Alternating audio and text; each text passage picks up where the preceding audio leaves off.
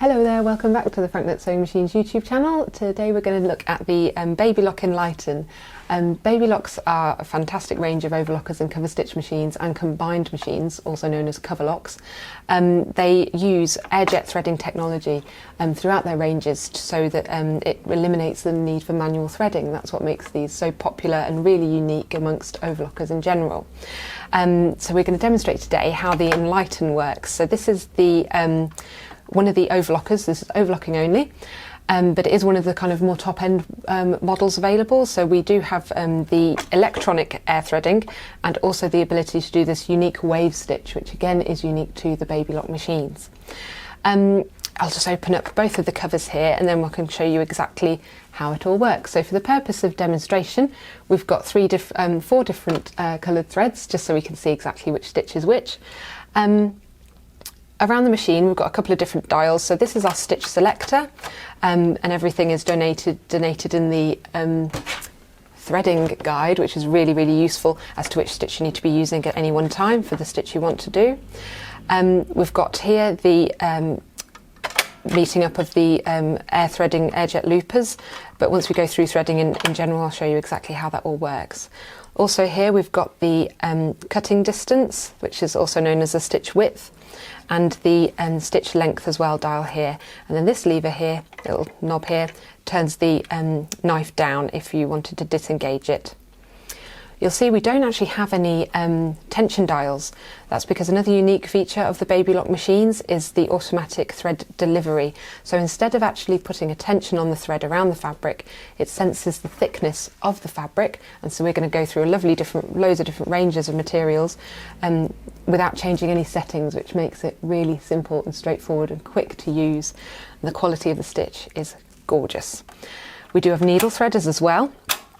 Very handy to have too. And then if I close up here, we've also got our differential feed lever, which is it's actually got the numbers on the cover.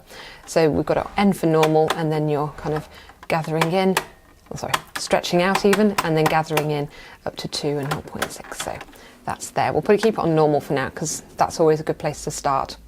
Start it on the simplest settings. Right, so we'll go through the threading. So with the airjet, what we need to do is link up these tubes first of all. So if these aren't anywhere near each other, that's fine, we'll just split them apart. I'm going to flick this lever to threading mode and then turn the wheel towards me until they snap together, like so. Now I can take the lower looper first, coming up into the thread guide, into a little clip there, down the front of the machine. And then normally with a standard overlocker we'd have to fiddle around in lots of different loops, but instead what we're going to do is put about 30 to 40 centimetres of thread in the threading tray and pop about 1 inch into the L for lower looper. I'm going to touch the button and that has threaded the lower looper for me, so that's fired out here. That's exactly where I need it to be. That one's done. The upper looper, click in again, down the front, some excess in the tray, and again about 1 inch into there. And that's popped out there, and that's it. So normally that can be, for a lot of people, especially with mobility problems in the hands or just the more impatient among us, one of the hardest things about overlockers is the threading, but the Babylock has made it that simple. So I'll pop these threads to the back. I've just gotten caught around that there, but just release that, yeah. So the threads are exactly where we need them to be with minimal effort. We do have a needle threader on here too, so we'll use the right hand needle.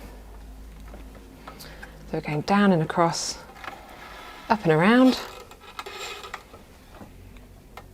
and then into the top thread guide. So the lever here, I can flick to the left or the right. I'll just pop it over to the right so that when I bring it down, it's engaged into the right hand needle. If I go in front of that and then, let's give that another go. It should. Not quite sure what's going on there. Let me just have a look and see if I can see that the looper's there. Okay, that's definitely in. There we go. Just need to kind of click it into the actual wire. Obviously you don't have to use it if you'd rather do it manually, that is completely up to you. And then I'm going to flick it over to the left and do the left hand needle.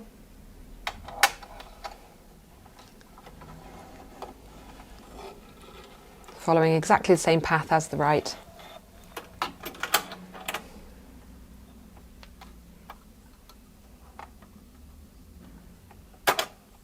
That's worked a bit better. Just pull that loop out. And again, round to the back and underneath the foot. That's just where all the threads need to be.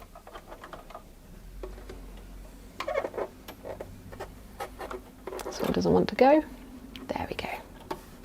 So now I've got all 4 threads coming out to the side there, and that's exactly a good place to have them, just all together there. Now, one thing we need to remember next is to actually take it off of the threading mode, but luckily with this, a good design is that this cover won't actually click up unless you have it into serging or overlocking mode as opposed to threading.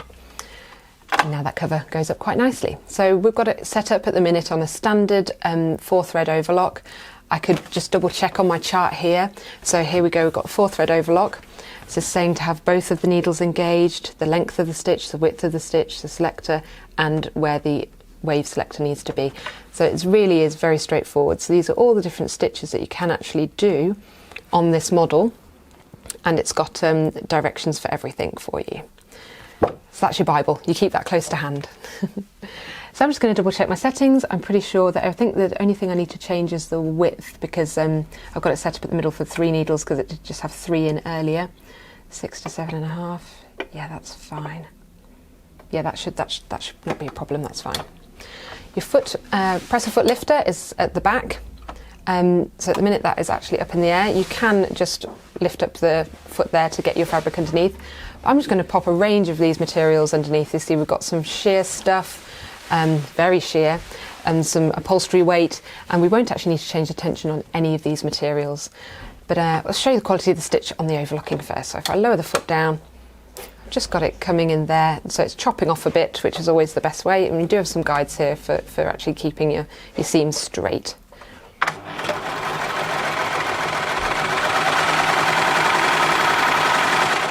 So that's just on the calico. We'll just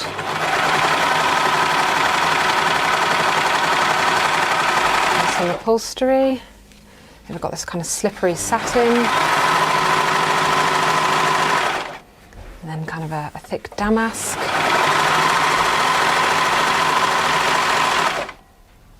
The really fine stuff.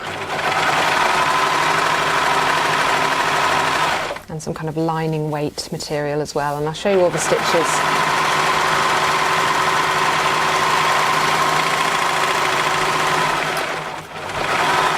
So this is going through all of these materials without missing a beat, giving a really good quality stitch, even on the fine one. I mean, it's puckered up a tiny bit there, so I might want to adjust the differential feed, but in general I think that is an amazing turnout for all of the stitches going through the range of these kind of fabrics. And that's because instead of actually applying a tension to the thread, the system senses the thickness underneath the foot. It really is really clever. Really simple, but really clever. So that's kind of the 4-thread overlock, an example of how that, using all 4 threads engaged. If you did want to do a rolled hem, which is one of the most common kind of things that you also want to use an overlocker for, we need to remove the needle, the left-hand needle first of all. So I'm just going to snip off the thread here, the red one, because we don't want that one engaged any longer. And I've got the screwdriver just here. You actually want to remove the left-hand needle. It's not good enough to just take away the thread. You do actually need to take out the whole needle in order for this to work. Keep it somewhere. I'm just going to raise the foot and pull that excess through. And make sure that excess is removed there too. And so if we have a quick look at the chart, it then says, so 3-thread rolled edge. So we want the right hand needle in, the stitch length we're going to bring right down. And what this does with the stitch length dial here, it automatically removes, if I should bring the covers down actually to show you. when I turn it round to here, see it's got rolled hem written on this dial, the stitch finger is automatically tucked away. So when I select kind of between what it's recommending, which is between 0.7 and 4, so you can do a long length rolled hem, but it does work nicest if it's kind of around 1 or very, very low, but with that tucked away. Put all the covers back on, and we don't need to rethread anything, so we just keep it into serging mode. And this will work very well on, say, the finer materials. Rolled hemming doesn't work so well on thicker fabrics, but any kind of linings or scarf materials, silks, it gives a really lovely finish. So I just need to change the stitch selector here as well, down to D, which is all the way at the bottom. And I'm going to keep the differential feed just as it is for now, and keep that as well at overlock. Oh, and it helps if you lower the foot.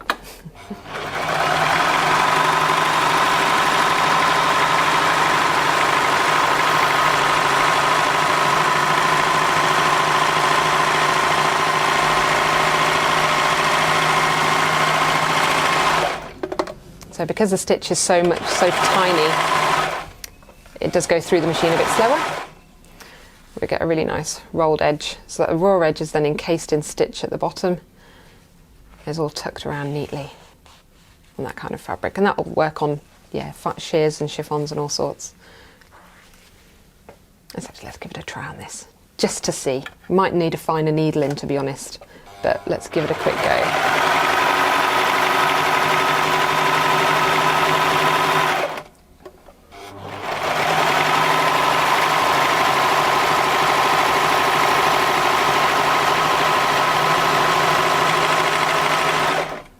That's come up even neater on that one. Lovely. So that was 100% silk that, as well, this kind of sheer chiffon. That's probably one of the finest materials that we would normally use within dressmaking. So yeah, so that's the power of the Babylock Enlighten. Throughout the range, the stitch quality is just amazing, and we're really lucky to have quite a few of these on display. We are getting some of the new models in as well that have just been launched, but if you want a demonstration, come and try it out for yourself. Please do. We're ready and waiting, and I really do rate the Babylock machines. I think they're fantastic, so I look forward to hopefully seeing some of you soon. If you like this video, then give us a thumbs up, and if you want to have any questions about the machine, anything else that it might do, then just put in the comments below, and we'll see you back here soon. Thanks very much for watching. Bye for now.